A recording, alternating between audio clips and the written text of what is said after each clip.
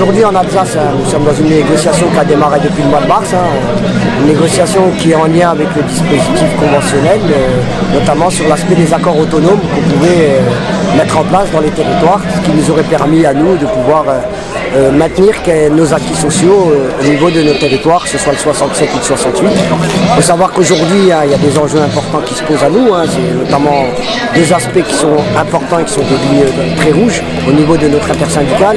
C'est la prime de vacances pour les 67 et le 13e mois pour les 68.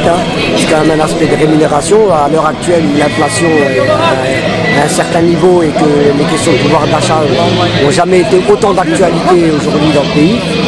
On a affaire aujourd'hui à l'UMM avec une attitude quasiment déloyale, pas honnête vis-à-vis des organisations syndicales. D'ailleurs, l'effet de l'attitude de l'UMM a permis une intersyndicale, chose qui est historique au niveau de l'Alsace.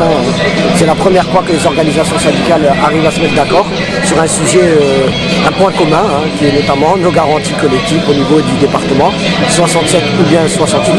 Et là, aujourd'hui, nous avons fait un premier rassemblement en intersyndical. On a rassemblé plus de 450 personnes, environ près d'une cinquantaine d'entreprises d'Alsace qui ont été présents aujourd'hui à ce rassemblement.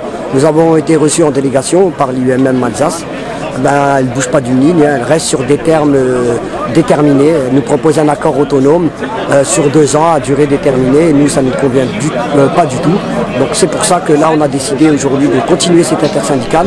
On a appelé toutes nos bases syndicales dès aujourd'hui à lancer des négociations déjà pour les salaires. Ça, c'est le premier point. Et après, on laissera le soin à l'UMM de dénoncer les conventions collectives territoriales. Et là, il y aura une période de 3 mois de négociation, plus 15 mois.